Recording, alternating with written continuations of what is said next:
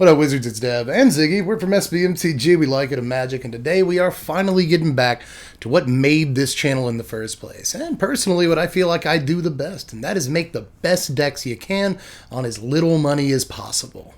That's right, it's been forever, but budget content is back, baby. It's been a long time, but it's about time. I think the budget might actually be more important now than just about ever. You've got a bunch of new players getting into Magic because of Arena on mobile, especially, and even more importantly, over the summer, it looks like there's going to be a lot of people returning to local game stores to actually sit down and shuffle cardboard Magic cards across from another human being. And I can't wait for that, but if you want to do it without breaking the bank, don't worry, I got 3 decks for you today.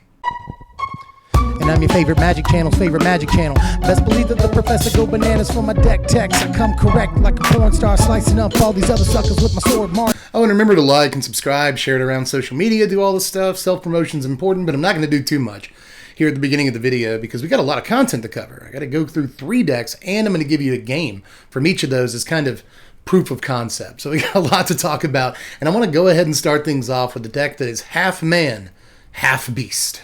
Now, this is an Azorius aggro deck that we put together that gets to play a couple of really powerful cards that are based around a simple conceit, and that's having humans and non-humans in play at the same time. This deck gets to play Fight as One and Of One Mind, which are both incredibly powerful cards. Fight as One is super cheap and effective at doing all kinds of things, whether you're saving creatures in combat scenarios or you're saving multiple creatures from sweepers. Maybe you're punching through a little bit of extra damage during your combat step with a Fight as One, and sometimes you'll even cast this card if you only have a human and not a non-human, or if you only have a non-human and not a human.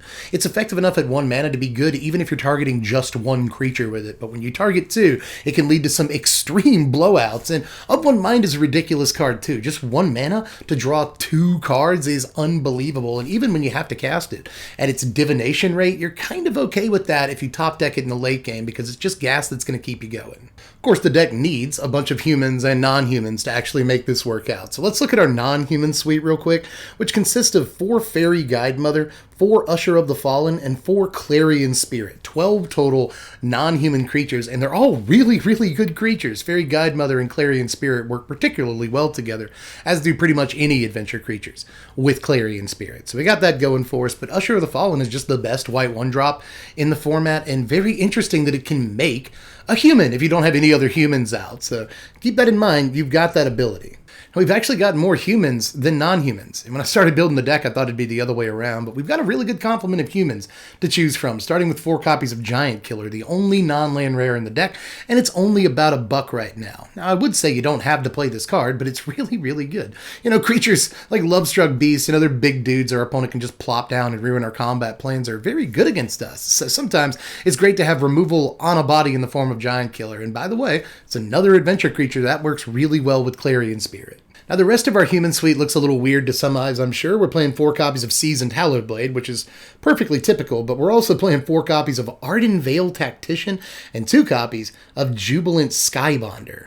Now, overall, there are 10 flyers in the deck, plus Clarion Spirit, which will make a flyer or 2 at least over the course of most games. So there's actually a lot of flying in this deck. That's where Jubilant Skybonder comes in. This is actually a little bit better than you might think it is. Same thing with Arden Veil Tactician. This has done quite a bit of work in playtesting that I never expected it to do. The adventure half is actually really sweet on this card for just making sure that you can keep up in terms of tempo. Tap your opponent's creatures down, they can't attack. You're guaranteed to get through on the next turn. That actually ends up in causing a lot of problems, headaches, and damage for a ton of opponents. Plus, this is a decent flying creature that can't be Bone Crusher Gianted. Now, there's only a couple of other spells in the deck, 2 copies of Lofty Denial, and then 2 copies of Staggering Insight. We have so many flyers in this deck that Insight works really, really well a lot of the time. This is a great way to gas up, and it's really good against other aggro decks, because if you slap it on a flyer, especially a decently sized flyer like Arden Veil Tactician or Jubilant Skybonder, you're gaining 3 life a turn and drawing a card most of the time, and that is really good against not only aggro, but just about every deck in the format. Now, Lofty Denial, on the other hand, is probably the actual reason to play blue in this deck. Of One Mind and Staggering Insight are powerful Magic cards. They're very, very good. They come in handy a lot, but Lofty Denial has proven itself time and time again as very possibly the best card in this entire deck. Even with relatively minimal flyers, not every creature in our deck flies, but we almost always have a flyer out. And even sometimes when we don't have a flyer, you can catch your opponents doing weird stuff with all of their mana way late into the game. Emergent Ultimatum, Ugin the Spirit Dragon, Alrund's Epiphany. There are tons of expensive cards that people tap out for all the time, so even if you don't have a flyer out, Lofty Denial is halfway decent a lot of the time.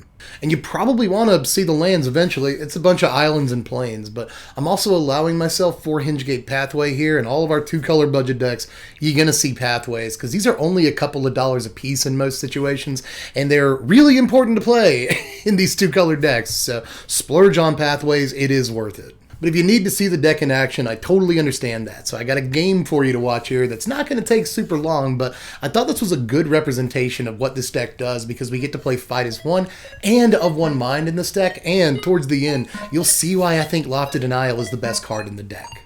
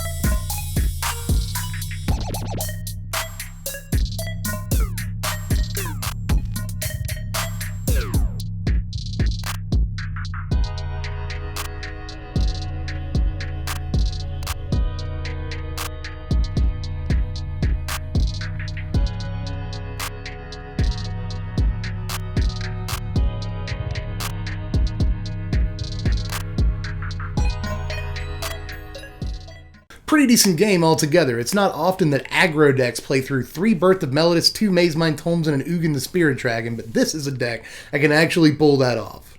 Overall, just like every budget deck I'm going to show you today, I think there really is something to this deck, and you don't have to spend too much money to make some improvements that'll go a long way. Now, there's some good pieces from Mono White that I might consider including, like Luminarch Aspirant or Skyclave Apparition. Both, one's a human, one's a non-human, so easy includes there, but I do think the deck needs to stay blue, right? Most Mono White aggro decks don't have the ability to gas back up with a card like Of One Mind. Most Mono White decks don't have the ability to counter an Ugin the Spirit Dragon in the late game with a Lofty Denial, so I think the deck does need to stay blue, and if you want to really spend some money on it, I think Brazen Borrower is a good place to start improving the deck too.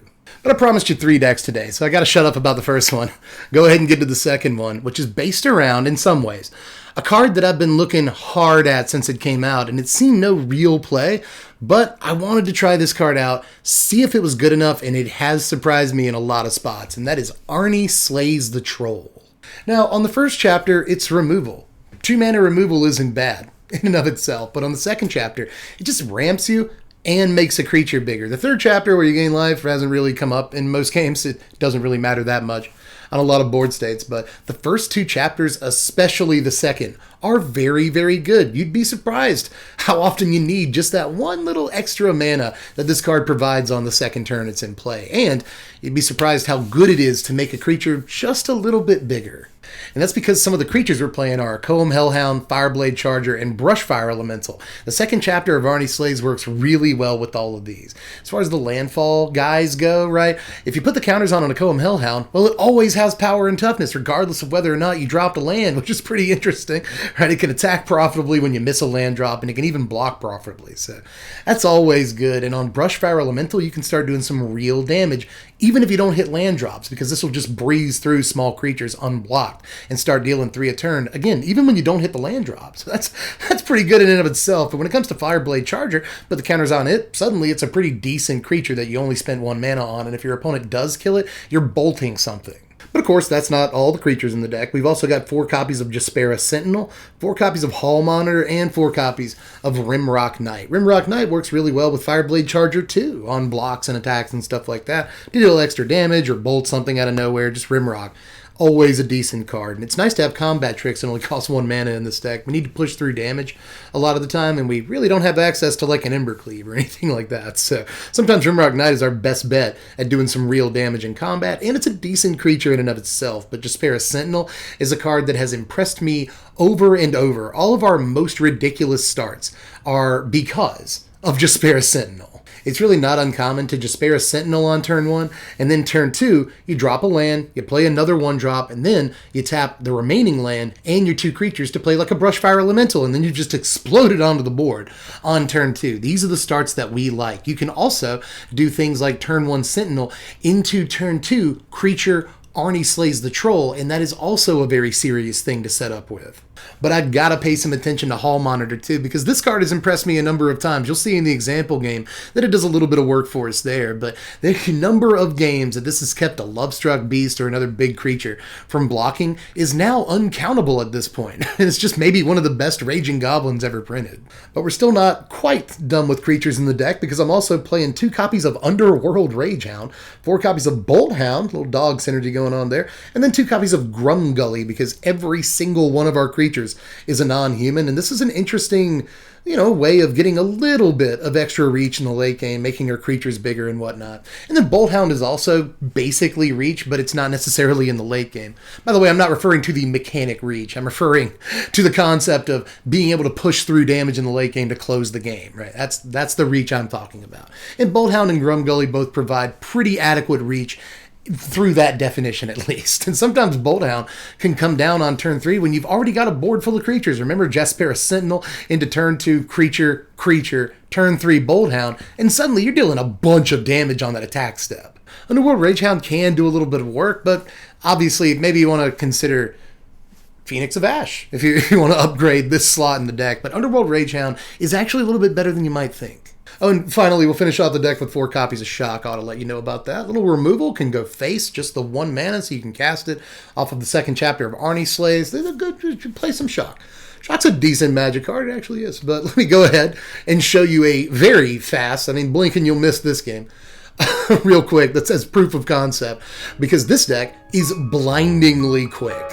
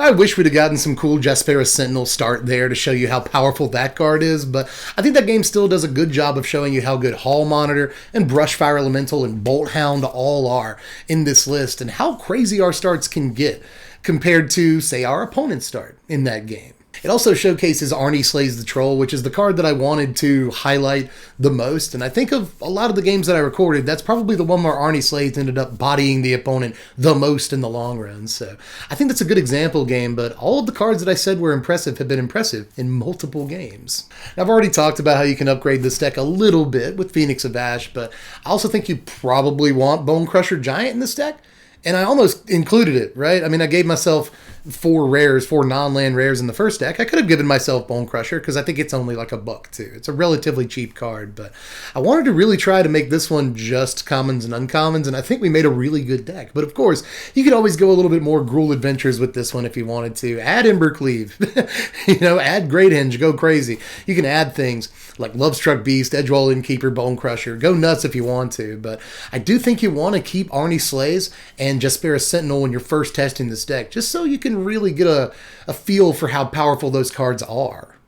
But we got one more deck to look at, and since we basically looked at 2 aggro decks in a row, let's do something a little bit different and look at Dimir Mill. Don't click away, I know what you're thinking, but it's not full-on rogues. We're actually doing some really interesting things in this list that you might not see every day. And that's because one of the most important cards in this deck is Plum the Forbidden, believe it or not. This is kind of an aristocrat's mill deck, sort of, because we're going to try and combine Plum the Forbidden with Teferi's Tutelage. Now, I've seen a lot of people combine, say, Bastion of Remembrance with Plum the Forbidden, but I haven't really seen too many people try Tutelage with it, which is a real shame because honestly, I think it might be the more powerful combination right now. Now, I know that sounds like blasphemy, but once you've got Bastion of Remembrance down in these decks, your green-black or blue-black, aristocrats decks, then really all you're looking for is Plum the Forbidden to end the game, but in this deck, you've got multiple cards that can end the game effectively once you've got a Teferi's Tutelage down, so again, once you've got Tutelage down, which does cost your whole turn 3, but once you've got it down, I think you've got so many ways of just erasing the opponent's library super fast that it's worth at least looking at this card over a card like Bastion. For instance, in this deck, not only do we get Plum the Forbidden, but we also get Into the Story, Of One Mind, and Village Rites. These are all really interesting card drawers for a deck like this that you don't often see. Of course, Into the Story is a card that you see a lot in blue-black mill decks, and we're going to port it over from Rogues because it's maybe the most powerful card in that deck, and it's the most powerful card in this deck, too. Once you have a mill Tutelage down, not only is this mill a billion cards, but it also draws you a buttload of gas to start doing more things. I mean, most of the cards in this deck only cost a mana or 2, so there's a lot of turns where you'll refuel at the EOT of your opponent's turn. Well, the end of your opponent's turn with an end of the story. And then starting on your next turn, you can just go freaking off. And there is a decent mix of humans and non-humans in this deck, so Of One Mind does work. But again, if you have to cast this for 3 mana because you top deck it with 2 Teferi's Tutelage in play, then yeah, it's still very much worth casting for 3 mana 9 times out of 10. Village Rites, we've got plenty of creatures that only cost 1 mana to draw 2. So if you've got a Teferi's Tutelage or 2 in play, suddenly that leads to a ton of mills and some fresh cards in your hand. But of course, you can tell that I've been holding off a little bit on the creatures here because I don't want to make you too upset. So I'm going to go ahead and show you 4 copies of Merfolk Secret Keeper and 4 copies of Overwhelmed Apprentice. Now again, the curve is incredibly low in this deck. All of these cards cost a total of 3 mana when you put the adventure half together with Merfolk Secret Keeper. And Overwhelmed Apprentice can scry you into important combo pieces when you play it. Merfolk Secret Keeper is a great blocker in the early game. Just these cards are decent in and of themselves, but they also really contribute to our mill plan if you couldn't tell. But, just to let you know, we're also playing 4 copies of Merfolk Windrobber, 4 copies of Thieves Guild Enforcer, and 4 copies of Ruin Crab. Now, it's not rogues. There's only 8 rogues in this entire deck, but the way I figured it, Thieves Guild Enforcer is actually a really, surprisingly cheap rare that we could play in this deck. It's effectively a little bit better than an Overwhelmed Apprentice. It doesn't scry, but you can play it as removal. That definitely mills 2 cards when it comes into play. So in some ways, it's just better than Overwhelmed Apprentice. I figured we'd give it a shot, and if we do play a Wind Robber with the Thieves Guild Enforcer in play, that's more mills. Plus, late in the game, you can sacrifice a Wind Robber to draw a card, maybe get some mills off of Teferi's Tutelage. In the meantime, swing in with it, deal some combat damage, get some mills that way, right? So, and then Ruin Crab, I know you hate it. I know you hate it so much, but hey, this is the only deck in Standard where you get to sacrifice your Ruin Crab if you hate it so much. Here's our mana base for this one. It's not any more complicated than any of the other decks. You know, if you've got the money, Fabled Passage, blah, blah, do that instead. Or maybe alongside Evolving Wilds because you're playing Ruin Crab. That can get annoying. But also, play the pathway. It's only like $2.50 to buy these pathways. Just do it. You'll be very happy that you did. I chose a very special game to show you as an example for this deck because I know that most people hate Ruin Crab and they hate blue-black. But hey, one good thing about this deck is that if you go turn 1 Ruin Crab, a lot of people just scoop immediately. I guess you'll get free wins that way on Arena. But in any case, I wanted to show you this game because, yeah, we're Blue-Black Mill. We play Ruin Crab. Yeah, we do that. But we're playing against Scoot Swarm. So if you did want to see, arguably, the two most hated creatures in the entire format have a big old kaiju battle, then this is the one for you. But I do think that this game is pretty representative of what this deck is trying to do overall.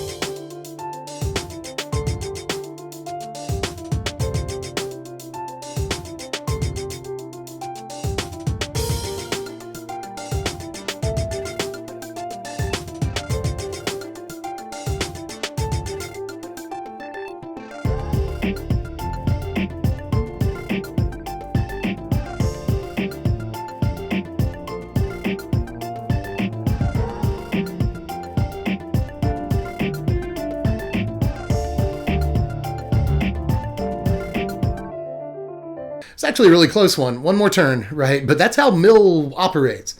Trying to just dedicate the whole deck to the Mill kill, a lot of games are going to come down to that last turn where it's all or nothing, and you need to mill them now or you're just done. So get used to that. A lot of games you're walking a wire playing Mill. I don't know why so many people hate straight up Mill. You can hate rogues. You can hate rogues, but don't hate like a whole concept just for one deck's sins. Now, this part here, this whole video, we've been formatting it such that this is where I talk about like how I'd improve this deck with rares and stuff like that, but I don't know that I really would, you know? There's uncommons we didn't even play. You know, I could play Soaring Thought Thief, but I didn't want to just be rogues, like a terrible version of rogues. Are we still that? I don't think so. You know, Plum the Forbidden and stuff just really does a lot of cool stuff in this deck that it probably wouldn't do as much in rogues because that deck just doesn't play as many creatures as we do. I just think that we are pretty separate from rogues in a really fun way. We're almost never going to rely on combat damage. We are going Mill all the way for the kill in this deck. And I think that does make a kind of important difference. Instead of playing rogues, a hated deck that everyone hates, instead, we're the scrappy underdog. That's an important distinction. That's all I've got for this deck, and that's all I've got for this video for now, at the very least. But there's a ton of budget decks that I actually didn't show off just because I didn't want every deck to be a Jaspera Sentinel deck. I've got like 4 Jaspera Sentinel decks, but they're a very good Magic card, it turns out. But there's a lot of budget content I want to get to, so maybe you'll see some other budget decks soon. And you may have noticed that that blue-black example game came from a Twitch VOD. I'm going to be putting the rest of that VOD up as a dank jank in just a couple of days to show you how crazy that deck actually performed on stream it did really well. I think it's time that we talk more again about how to make decks with no money, because it's an almost forgotten skill nowadays, and I think it's just as important as it's ever been. But in any case, if you enjoyed the content, do the YouTube stuff. And of course, if you really want to support the channel, there's a few ways you can do it. You can check out the Twitch streams. There's a link in the description to follow on Twitch. Costs no money to follow on Twitch. Costs you nothing whatsoever. Don't be afraid of the platform. Come join us on Twitch. We have a ridiculous amount of fun over there. We really do. But aside from that, you can join the Patreon, just $1 a month, $1 a month to vote on what content we do. That's why I'm doing this video right now. So if you want to influence the channel's content, just $1 a month. It's not a bad deal. But aside from that, do all the other YouTube stuff. And let me know how you felt about these down there in the comments section. But anyway, I hope you enjoyed it, is all I'm saying. Just let me know how you felt about it in the comments section. And I will catch you cats later. I'm Deb from The Place. Thanks for watching, Wizards. Spread love and be kind.